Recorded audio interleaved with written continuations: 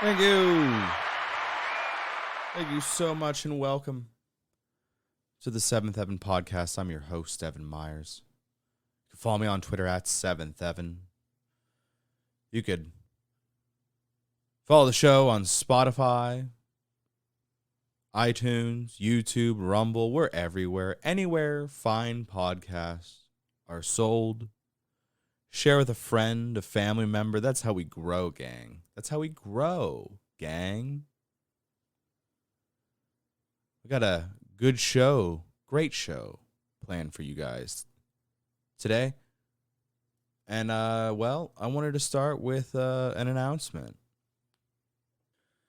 I'm proud to announce a new segment for the show, the Seventh Evan Podcast, and I'm calling it the Evanologue. That's where I start the show, and I give you a monologue of what I'm thinking about.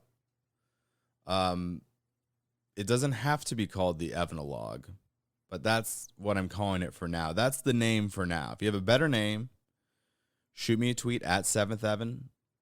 You can send me an email. I have a contact link in my link tree. Shoot me a DM. Don't DM me. Don't do that. Don't make it weird. I always like it when people are like, oh, you could, send a smoke signal. I'm like, who knows how to fucking read smoke signals? Or when they're like, oh, send carrier pigeon. I hate birds. Don't fucking send birds to my house. It's a warning to you bird freaks. Anywho, the Evanologue is just a monologue that I've written about something that I've been thinking about. That's the bar. All right, it's a low bar. And I'm going to put these up. I'm going to publish them on my Substack so you can read them and think about them, meditate upon them. That's what you should do. You should meditate upon my words. These past few weeks, the conflict between Russia and Ukraine has captivated the world. Terrible images of unimaginable suffering circulated on social media and cable news. The brutality of war and conquest is gut-wrenching, and seeing such heartbreaking images are sure to affect us all. But emotions are misleading and cause people to react irrationally. We see this in both love and hate, passion and depression, vulnerability and pain. High states of emotion can manipulate us away from the truth and into hysteria. The past 2 years have been a perfect lesson in that. Unless you're willfully ignorant, you are painfully aware of how dishonest the media is. And you know that when they go hard on a message or an idea, it isn't out of the goodness of their hearts. No, they push an agenda to manipulate the masses into doing what they want. And it's insane how much it works. Full-grown adults changing their entire lifestyle, jumping through every hoop, with each hoop getting more ridiculous than the last. The first time I walked through a restaurant wearing a mask, only to take it off for an hour while eating dinner, to then put it back on after I left, I knew that the narrative was ridiculous and I couldn't unsee that. Now we're on to the next thing. What do you see? I see many of the same adults demanding that we do something about Ukraine. From one hoop to the next, they're activated for war. If you don't accept that we must do something, they challenge your patriotism. They call you un-American or a traitor, to which the sentence is death. They post a foreign nation's flag to show solidarity with a country they couldn't locate on a map. They claim to stand with the people they know nothing about against an enemy they don't understand from the safety of an American desk. The irony of which is that they claim to be patriots, and if you oppose war with Russia, it's because you are loyal to Russia. They claim this while posting a foreign nation's flag in their Twitter bio.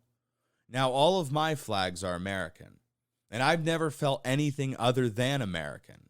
So loyalty to a foreign nation seems, foreign to me. But consider that I have other reasons that I don't want us to get into another war. The truth is, I don't want America to get involved because America's foreign policy has been an absolute failure since the end of World War II. Korea, Vietnam, Iraq, Afghanistan, Syria, Libya, Yemen, and all the rest have all been failures. Sure, we've killed a few bad guys. We've also lost thousands of American lives, maimed and wounded thousands more, created conflicts that killed countless civilians, wasting trillions of taxpayer dollars, only to see our weapons end up in the hands of our enemies. And those nations are no closer to Western values than before we arrived. In fact, our actions created more terrorists, emboldened more enemies, and destroyed our standing in the world. So, what do you mean when you say we have to do something? Because in this case, do something means untold suffering, violence, death, rape, destruction. These are the side effects of doing something. But that's the problem. These people don't care. The media gives them the latest software update, complete with a list of talking points packaged with arrogant narcissism that they repeat verbatim without any self-awareness. Self-awareness? The people who call you a traitor were calling the American flag a symbol of white supremacy just a few years ago. There is zero self-awareness. These are, in fact, the worst people in America. They carry out the worst and most evil political agendas and power grabs. If not for them, politicians wouldn't have had the political capital to lock down businesses and destroy the economy. If not for these people, they wouldn't have been able to keep kids out of school, doing untold damage to their social and educational development, the cost we won't truly understand for years to come. So now, their update says war. Not a war they'll fight in, mind you, a war they're happy to send someone else's kid to die in, a war they'll bully you for not supporting. But my question is, does that work? Call me an isolationist. You've spent years calling everyone who doesn't agree with your political goals a racist, homophobic bigot. I'm telling you my goal, which is peace. Don't you want the same? This is the problem with vague declarations like, do something. You hide behind a moral superiority that, in action, will only bring more suffering. And while you think you can get away with it, let me remind you that the road to hell is paved with good intentions. And doing something is a truck filled with concrete ready to help you build that road. Thank you. I knew you guys would love it. And I'm glad taking from the response, you guys agreed with every word I said. Just giving me applause if you agree with every word I said. Yes. All right, it's 100% of people agree with me, so I don't even know why I have to say these things. If everybody agrees with me, why do I have to say these things? I don't know. Well, it's great. That's the Evanologue. Enjoy the Evanologue. There's more of those to come. I'll be posting them on Substack for your reading pleasure, and I think I can even post the audio of it up there, so we'll do that as well. So thanks a lot. Share with a friend, and on to the news.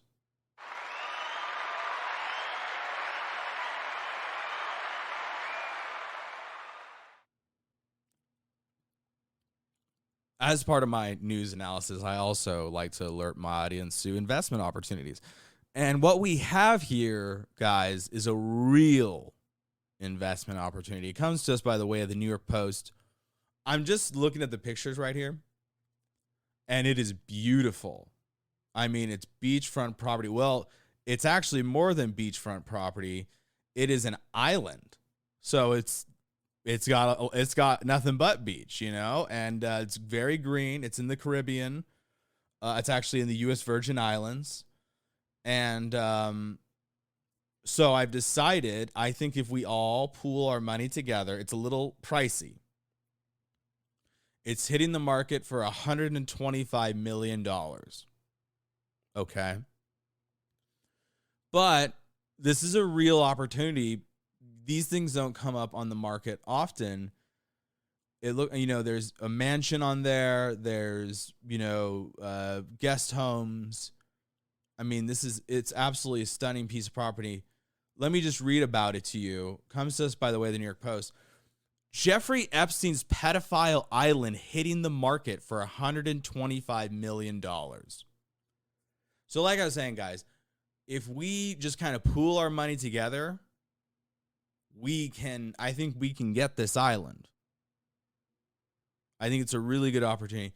Let me just read about the amenities that it has to offer.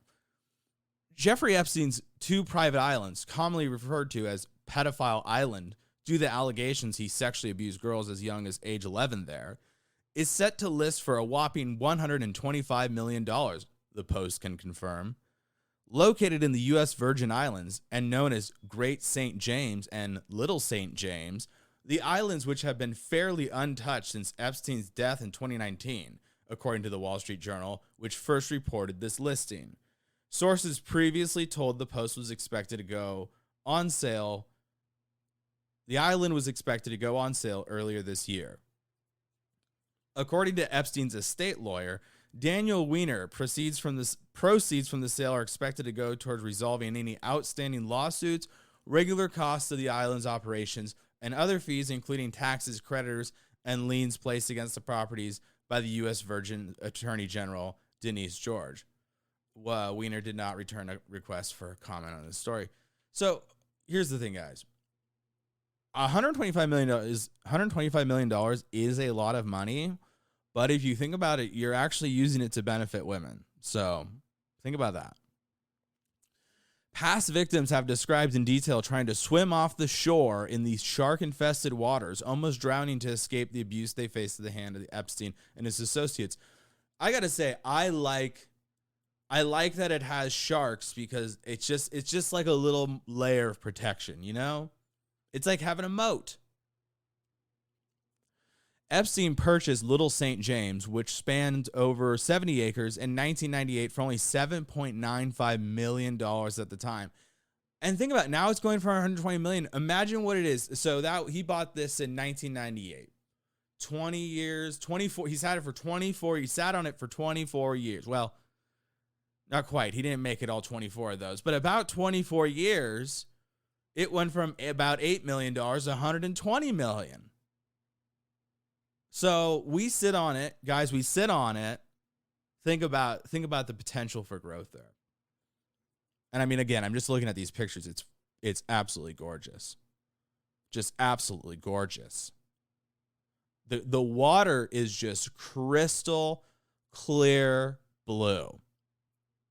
Oh my God, it's got a dock. I assume the boats come with it. I would assume for that price. Oh my God. It says the convicted pedophile is said to have flown victims to the island where he routinely sexually assaulted them with no chance of escape. But, you know, that's the thing. It's kind of like living in the country, you know? Like, it's peaceful, it's quiet, you don't have to worry about your neighbors as much. Over the years, Epstein built Little St. James, which he referred to as Little St. Jeff's. All right, I will say, spoiler, I did want us to rename it to St. Evans Island, but that's negotiable. So he says that it included a villa with a library, a Japanese bathhouse, and a movie theater. Initially, the island had the main house, 3 guest cottages, a caretaker's cottage, a private desalination system for potable water, a helipad, and a dock. By 2008, Epstein's estate on Little St. James had about 70 staff. Wow. I mean, I can only imagine how much it would cost to have 70 employees work on your island. Amazing. In 2016, shortly before his arrest, he brought the larger Great St. James Island for $17.5 million. It spans nearly 90 acres. Wow. In 2020, prosecutors claimed that the disgraced financier had brought underage girls to these secluded islands by yacht or his private plane. So again, if you guys like boating or flying, it's a great opportunity for that because you could use either one to get there. So I think that's something for everybody. Despite the already hefty price tag, the 2 islands are estimated to be worth a combined $240 million today. Wow. So this is a bargain, guys. It's half off. Epstein's Island is half off. I mean, we'd be stupid if we didn't try and buy this thing. We would be stupid. Oh my, I mean, it's beautiful. Like, I'm looking at it, guys. I'm real. I will have to tweet this out or something so you guys can see just how lovely this property is. Oh, I love the marble it's just lovely. A few days after his August 10th, 2019 death, FBI agents and NYPD officials raided Little St. James, which locals told authorities they had nicknamed Pedophile Island. See, even the locals know about it. Like, it's a happening spot. It's trendy. New York-based brokerages Maudlin Group and Bespoke Real Estate hold the listing in partnership with Christie's International Real Estate, The Saints. That's a fucking name. Maudlin did not return a request for comment on the listing. Oh, all right, well, I just want a tour. Is it wrong to get a tour?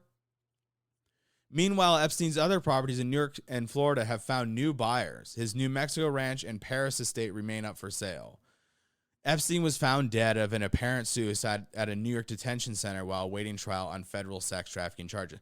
And, you know, that's good because if he killed himself on the island, I'd be worried there would be like some sort of bad spirit on the island, you know? But since he died in a prison cell, I don't have to worry about there being a ghost. I don't have to worry about there being a ghost on the island. So, yeah, so if you guys are interested, let's do something. Let's pool some money together. You know, I could probably put in about $50 and we'll work our way up to 120 million and we'll buy it. Let's get this island, gang. I feel good about that. Do you guys feel good about that? I feel good about it. So as you guys know, this is a serious news show, and as being as journalists as we are here at the Seventh Heaven podcast, seeing as we are journalists, we like to follow up on news stories that we previously covered. And in a previous episode, we discussed this congressional candidate who had a bit of trouble at a sleepover. And so the New York Post is reporting that this Oklahoma Democrat has ended her campaign after insulting girls while drunk at sleepover. An Oklahoma Democrat who came under intense criticism for allegedly verbally attacking several preteen girls while at the home of a friend who was hosting a sleepover for the middle schoolers has ended her campaign. Run-on sentences are the worst.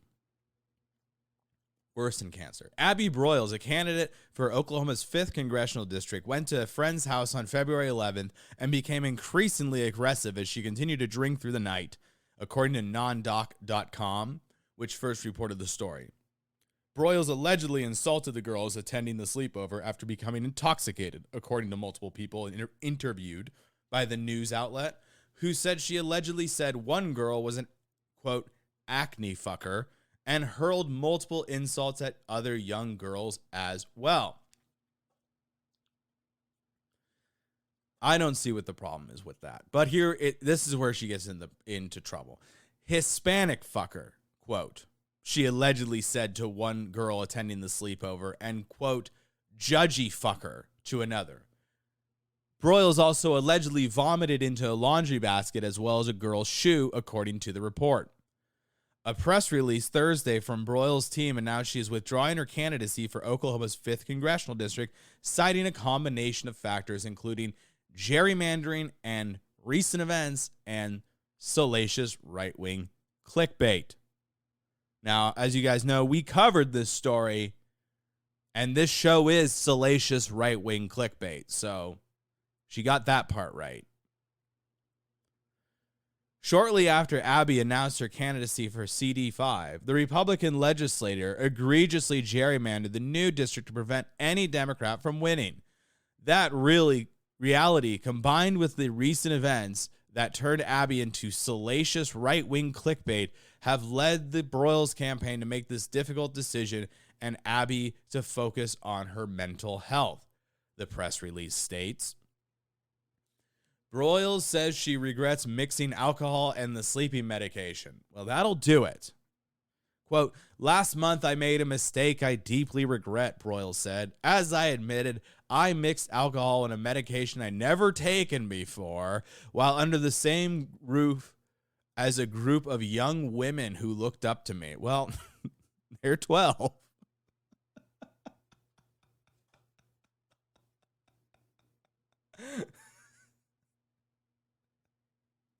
Sorry, I didn't. They're a group of young women who look up to me. Well, I mean, they're 12. This is like, to me, that's like, remember when Kevin Spacey got caught, like, you know, allegedly raping 16-year-old boys, and he's like, all right, guys, I know you've heard the news today. It's true. I'm gay. We're like, that's not the news. Kevin, it's not about the fact that you're gay. Like, we don't care about that. It's the raping, Kevin. And Abby's out here like, oh yeah, I'd never taken these meds before under the same roof as a group of young women who looked up to me. They're girls. These are girls. Like a group of young women. 12-year-olds. These young women. Oh, now they're women. Oh my God. And for that, I apologize from the bottom of my heart. She also states that a mother went to Twitter and the media after the sleepover and made statements that are, quote, false accusatory. Quote, a mother whom I've never met went to Twitter and the media 5 days later to make accusations that not only go against my core values and beliefs, but are falsely accusatory, Broyles said. Sarah Matthews, a mother of one of the young girls who attended the sleepover, told KFOR and nondoc.com that Broyles had insulted multiple girls at the party. Matthews was not present at the night at the sleepover, and another parent confirmed the account of Broyles' actions based on information from her daughter to nondoc.com. The homeowner of the house where the sleepover occurred also allegedly outlined and apologized for Broyles' actions in text messages to multiple parents obtained by nondoc.com. I feel like they just want me to say that over and over again. Broyles initially denied the allegations when contacted by nondoc.com, and she said that she was out of town, adding that the allegations were being, quote, cooked up. She also threatened to sue the news outlet. By the way, this is a white blonde woman, unrelated. Quote, I saw the tweets. I have been out of town on a fundraising trip, and they are awful and offensive and false, Broyles said to the news outlet. I mean, I get trolled on Twitter all the time, but I don't know these women, and I don't know what is behind this, but it's just not true. Quote, I'm running for office. You don't think this is a political attack? You don't think this is something they cooked up? Listen, I don't think you need to, if you ask a journalist that, then you're in trouble. In a follow-up interview with KFOR, Broyles claimed that she was being misquoted by NonDoc and said that she never told them I wasn't there. After an editor-in-chief of NonDoc.com let KFOR listen to the phone call with Broyles, she said she was caught off guard by the call. Fox News Digital also learned the recorded interview between a NonDoc reporter and Broyles. That phone call was terrifying and caught me off guard. I remember hearing the accusations and just repeating no, no, no, and then I was hanging up. I was happy to be in the TikTok video with the girls, which was obvious proof of my attendance, Broyles told KFOR. Broyles posted a tweet on March 2nd stating that she wanted to kill herself, which was shortly after removed from Twitter. She said in the press release that she had made an attempt to end her life that night. Quote, on the morning of March 2nd, I made the attempt to take my life, but thankfully God has greater plans for me. I am currently undergoing mental health treatment for severe anxiety and dependency on alcohol to cope. This woman is amazing. This woman is she's sorry to the young women, to the young 12-year-old women, and she tried to kill herself, but God has greater plans for her. God. This is like when people ask Ray Lewis if he killed a guy, and he's like, only God can judge me. And you're like, that's not a no. That's not a no. God has greater plans for me. Well, I hope. Maybe. I mean, I wouldn't be, bold and certain about it, but you know, obviously this isn't to make light of mental health issues, but I just here's the thing. Here's why I'm making. If you have a problem with me making fun of a woman, let me finish that sentence. If you have a problem with me making fun of a woman who's claiming that she attempted to take her own life, you know, that's fair. But here's the thing. Consider this.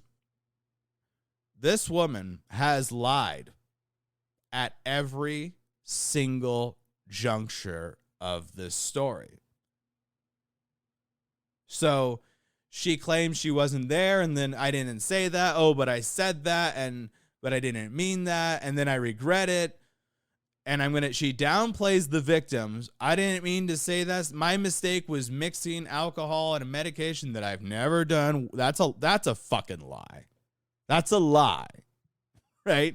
Nobody does drugs for the first time with kids like around them. No, I mean, there probably are, but like, I don't think if you're popping pills, you do that with kids or strangers. I think that's something you might do, you know, when you're watching The Bachelor. So that's not true. And then she says that she didn't mean to do, you know, under a group of young women, with a group of young women who look up to her. They look up to her. These women, these young 12-year-old women, they look up to her. She's the hero.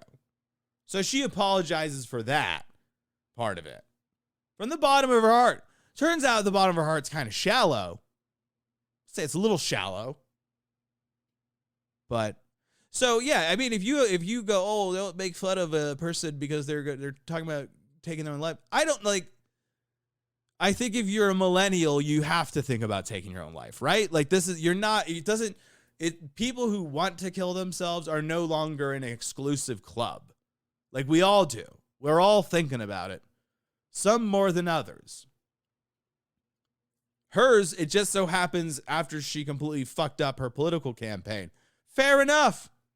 That's a good time to think about it. But like, she's essentially lied about this at every turn of the corner. And she's doing this shit. Like, this is what I mean when they'll downplay what they do and then everything else is like the worst. So if it's happening at them, it's like, I'm being attacked. They came at me. The guy, you know, he came at me. It's like, oh, and then it's like, well, I told him. And it's like, well, you told him, or did you go at them? You know, like they always downplay their shit and then they make it where they're the victim and everything's just happening to them. Like, oh, I was misquoted. Well, here's the recorded phone call. Well, I was caught off guard. Yeah, I bet. Like, because you were drunk and high and you don't remember the fucking shit you did. You don't remember puking in a laundry basket. Like that, yeah. I bet you were caught off guard. And yeah, she doesn't remember that she was in a fucking TikTok video. Someone had to remind her of it, or a journalist had to go, well, here you are with the girls. So yeah, I tried to take my life, but it turns out God has greater plans for me. Oh, you can't judge me because I tried to kill myself. Well, I'm still going to judge you. That part of you can't just flash the mental illness card, gang. Not to someone who's mentally ill. The former congressional candidate said she will eventually return to politics. Once I work through my mental health challenges, I'll be back to fight and protect our democracy, working alongside all of you, women, girls, and working class families alike. I'm making this promise to you. I will be back stronger than ever, Broyles said. You see, that's the funny thing. So when she's talking about cussing out a bunch of 12-year-old girls, puking in a laundry basket, drinking and doing pills, popping pills around kids. Let's call it what it is. Just because she's a white woman doesn't mean it's not drugs. Like if she was on fentanyl, we'd be like, oh, she's a crackhead. Oh, well, it's sleeping pills and alcohol. We all do it. Like what? We're all fucking on pills here? But it's interesting because again, like When she's talking about the people she's hurt, she calls them young women. But when she's talking about her comeback tour, she's talking about working with girls. Like, I can pop pills around 12-year-old young women who look up to me. I'm sorry about that. I am sorry about that. But when I come back, I'll be working alongside girls because I'm, what's a girl? I don't know. I guess 11 or younger, because when you're 12, you become a young woman. What the fuck? Why is it these are the worst people in the world. They're all narcissists. Anybody who wants power, you should run the fuck away from. You should just run away from these people. It's narcissism. Like, that's what it is. You downplay what you do to the world. Like, you're just this helpless flower. Like, oh, well, I said to him, da-da-da-da-da, and then he came at me out of nowhere. It's the language of losers. It's the language of crazies. Crazy white suburban women. This is a drug addict. Because again, nobody does like, oh, I'm going to take a sleeping pill and drink some wine. I've never done that before. I'm just going to do that. You want to do that. People work their way to that status. They just stop being able to sleep. Oh, I need a sleeping pill. Why did they start taking sleeping pills? Well, bottle and a half of wine wasn't doing it anymore. So you get the sleeping pill. Well, that's great, but I want to have a glass of wine with it, and I'm going to take it, I'm going to take it at 9 because it takes 45 minutes to kick in. And then I'm going to stay up a little later. I'm fucking acne fucker, Hispanic fucker, judgy fucker,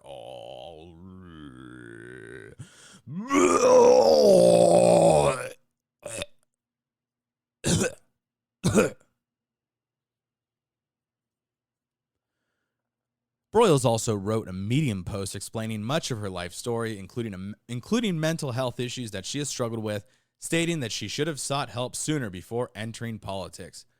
Quote, I should have asked for help sooner before I wound up Twitter roadkill, especially before jumping into the cutthroat political arena. I was recruited to challenge longtime Senator Jim Inhofe because I was a fairly well-known young professional female and a huge contrast in every way to the 85-year-old Senator, Broyles said. This is, again, the problem with this woke identity politics is this is the result of that. Because when you pick backwards, when you go, all right, what I'm looking for, it's like if I'm picking an apartment, I'm going to be moving soon here when my lease runs out. And I'm looking at apartments. And for me, I go, all right, well, what do I want? What is needed? What is absolutely necessary? What would I like but isn't necessary? What's my price range? If that's, you got to prioritize those. If my first two things are, it needs to be affordable and it needs to have a garage for a single car garage for my car. You might price yourself out. You might run into problems, or you might be living in a garage. You might just end up renting a garage because you've worked backwards. Whereas it's more like, all right, I need it to be easy to commute out of. All right, it's good for work. Okay, that's important. Maybe I'd like natural sunlight. Okay. I do want it to be affordable, so I'm willing to sacrifice some of that. And then it's like, all right, okay. And if I have a dog and it's like, okay, well, they have to have pets. That becomes a non-negotiable unless I'm willing to give up my pet or break the rules. So it's all like it's about real priorities in life and in politics and in all of it. That's why I don't understand why. I mean, I understand it because it's marketing. And everything in right now is female and people of color and everything. That's the trendy thing right now. So they're in their mind, they think, oh yeah, we'll run her because she looks different than the 85-year-old old man. Okay, fair enough. And yeah, maybe if you're 85, you should retire. These are, I don't think that's unreasonable, but like this notion that like she's inherently better because she's young and female, that's the problem. Is you're working from that and then you miss all the red flags that this woman is a drug addict who pops pills around kids and treats them like shit, and she's an insane narcissist and is batshit crazy, and she's using mental health as a crutch to justify her terrible treatment of people. And I don't know. I don't know if Jim Inhofe does that. He may not. I don't know. I'm not going to assume that because I don't know. Story's not about him. But that's the problem, is that they go, oh, you're a young female, so you're good. And he's an old white man. He's bad. And it's like, just stop this. It's like a 12-year-old. Like, remember when we were kids, you'd watch a cartoon and like the villain had a mustache. Every villain when I was growing up had a mustache. Maybe they had a beard, but like they had a mustache. There's always some fucking facial hair. And the guy would be like, ha ha, and he'd be like twirling his mustache. Ha, I'm going to win. I'm going to get the girl. I'm going to conquer the world. And it's like, he had a mustache. And now we're like, well, the hero doesn't have a mustache. So what does that say? Well, if you're a hero, you're clean shaven. And if you're got a beard, you're probably a pervert. You're a murderer. You're the worst. You're the worst. And it's like, why? I understand that in a TV show. I don't understand that in your campaigning for politics. I don't understand that in your president. I don't understand that in really anything that matters. Like, why, you want somebody to make decisions. You want somebody who's going to be voting on theoretically very important shit and representing your district. So it's like, well, what is it that you prioritize? Well, I want a young white woman. And it's because she looks different. It's like, all right. Well, she's coming with some baggage. Whereas, like, yeah, there's probably some stuck-up white nerd who's been studying public policy. He's probably, he probably went to some, and I don't mean stuck up, but I mean, like, wound up. That's more the phrase I mean. Some wound up white dude, nerd, who studies public policy, who's awkward, who no one knows. Nobody knows this person. And they go, well, we don't want to run that guy because, he's just another white guy. And it's like, well, that's the all right, well, he might have a salute. He might know something. This guy might know something. But because you're working ass backwards, this is what you get. All right, on to the next topic. And as you guys all know, I'm a huge women's basketball fan. I can name all the teams, the LA Sparks, for one, and so forth. So this story, it really touched me. It was really, it's really near and dear to my heart. Brittney Griner? I think she's a relatively unknown. I've never heard of her. And I watch women basketball all the time, so I don't know how to pronounce her name. Brittney Griner meets with U.S. official amid concerns over her well-being in Russian detention. Griner is facing alleged drug charges and up to 10 years in prison. WNBA star Brittney Griner, again, obscure basketball player, met with U.S. officials on Wednesday for the first time since being held in pre-trial detention in Russia for over a month, according to the U.S. State Department. Quote, the consular office who visited with Brittney Griner was able to verify that she is doing as well as can be expected under these very difficult circumstances. State Department spokesman Ned Price told reporters on Wednesday. We will continue to work very closely with her legal team, with her broader network, to see to it that she is treated fairly and that her rights are respected, he added. The two-time Olympic gold medalist, I've never heard of her, was visiting Russia to play basketball off-season and was arrested last month at a Moscow area airport for allegedly having vape cartridges in her luggage containing hashish oil, an illegal substance in Russia. Hold on. Aren't these guys all on, like, what was that shit back in the day? Like, Krekorian or some shit? Crocodile? Weren't they all doing crocodile? Weren't the Russians all doing, it was like called crocodile or some shit? It was like fentanyl. It was like early fentanyl. You guys know what I'm talking about. Crocodile. And these guys can't smoke weed in Russia? All right. She is facing drug charges with up to 10 years in prison, according to Russian media reports. Griner's visit with a consular office official from the U.S. Embassy in Moscow comes after the State Department expressed concerns over Griner, her well-being after Russia extended her pretrial detention to May 19th. U.S. Ambassador to Russia John Sullivan raised the issue of access to detained Americans when he was summoned on Monday by the Russian Foreign Ministry. Griner, a Houston native, was reportedly detained on February 17th, 1 week before Russia invaded Ukraine. The invasion escalated tensions between the U.S. and Russia amid a volatile diplomatic environment. Concerns over Griner are growing, with some officials expressing fear that Griner and other Americans jailed in Russia could be used as leverage in the ongoing conflict. Secretary of State Anthony Blinken announced on Wednesday that the State Department has made a formal assessment that Russian forces have committed war crimes in Ukraine. The U.S. has also imposed a wave of new sanctions on Russia, including impersonal sanctions on Putin and some of the close to those, but that has continued to oppose the no-fly zone and the deployment of U.S. troops to fight Russia and Ukraine.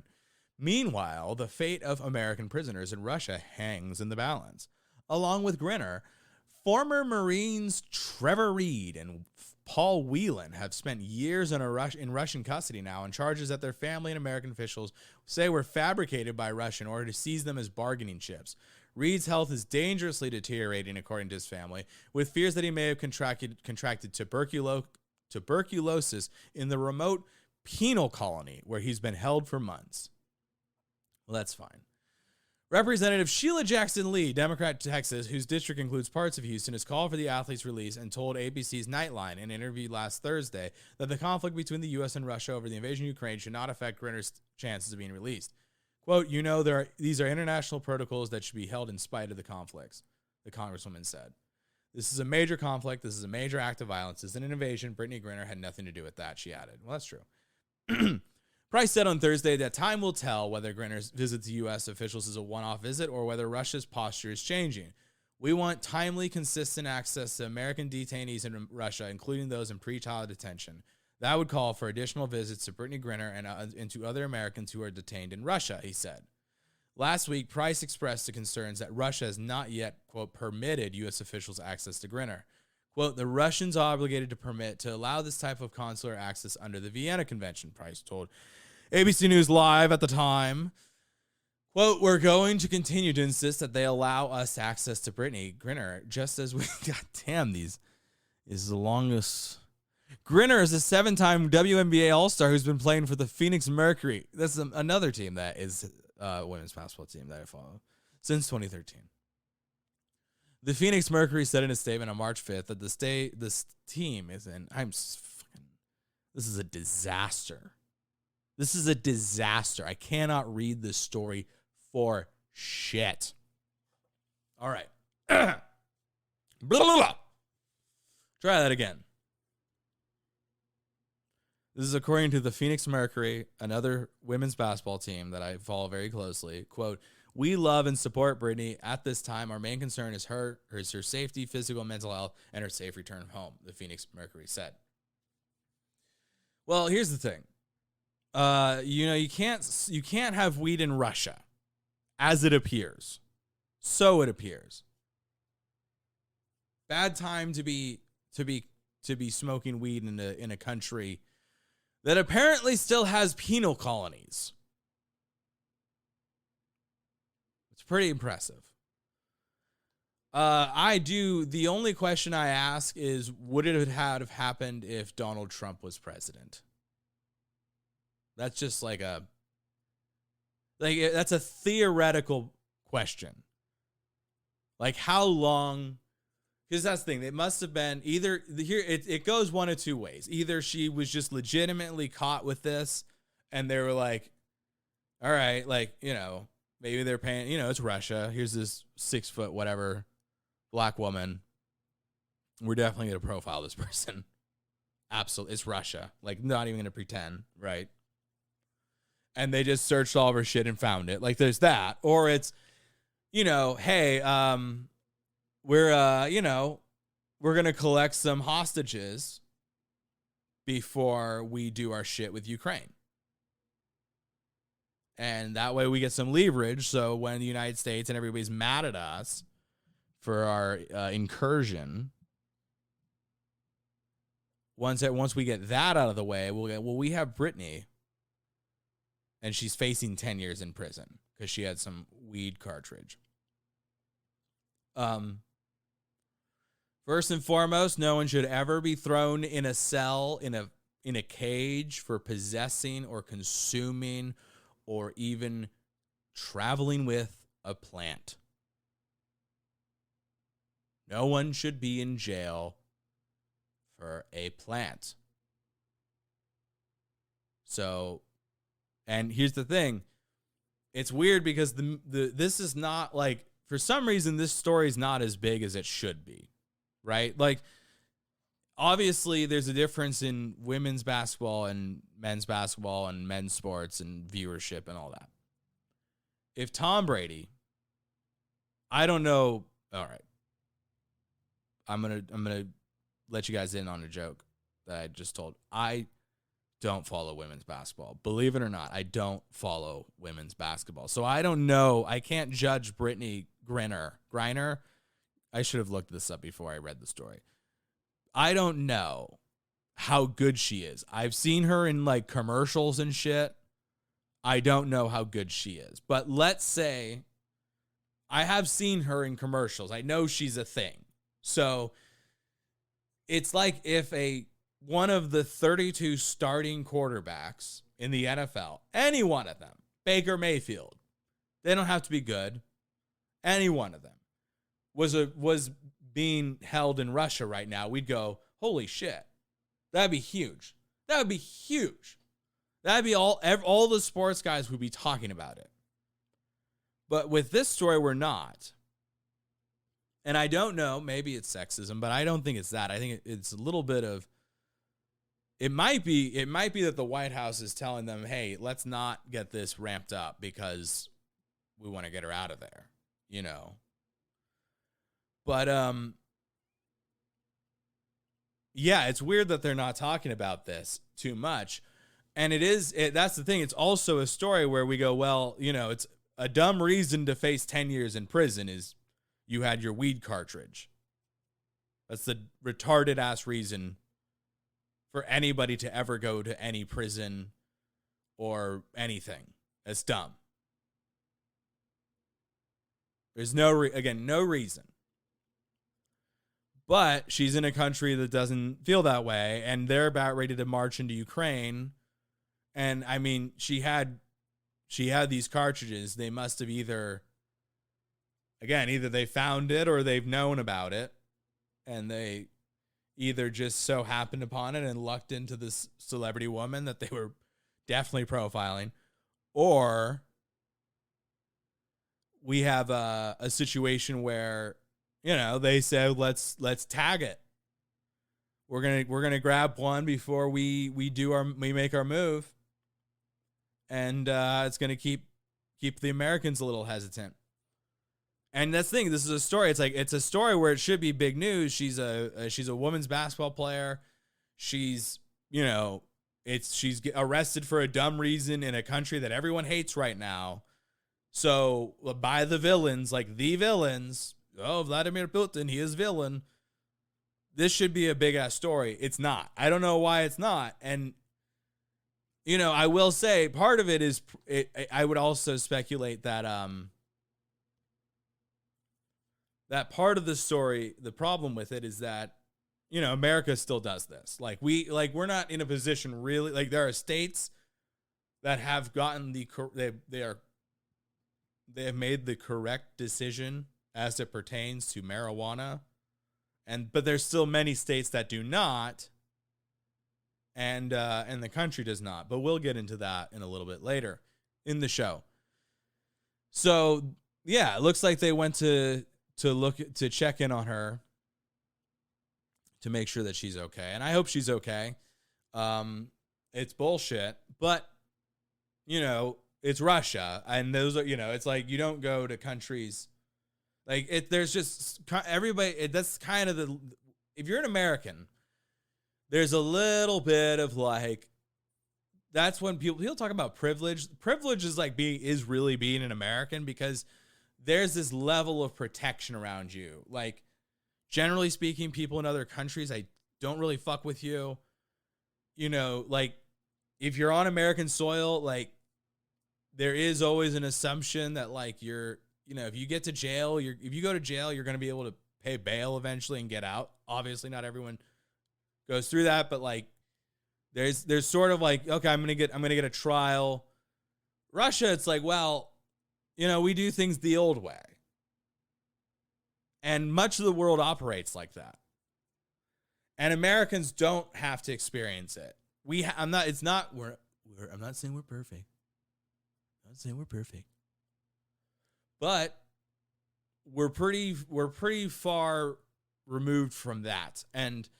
But that's how they roll in Russia and much of the world, much of the Middle East, Africa, Eastern Asia, parts of South and Central America. It's we're going to you bribe a cop, you get pulled over in Mexico, you got to bribe the cop. And it's why do I have to bribe a cop? But it's Mexico. In America, you go, all right, well, I'm going to go to court and fight this. Mexico, okay, well, how do we settle this on the highway? So, best wishes to Brittney Griner. All right, folks, that's our show today. Thank you so much for joining me at the 7th Heaven Podcast. Follow me on Twitter at 7th Heaven. Follow the show on Instagram at 7th Heaven Pod. Like, share, subscribe. And thank you so much. Have a great week.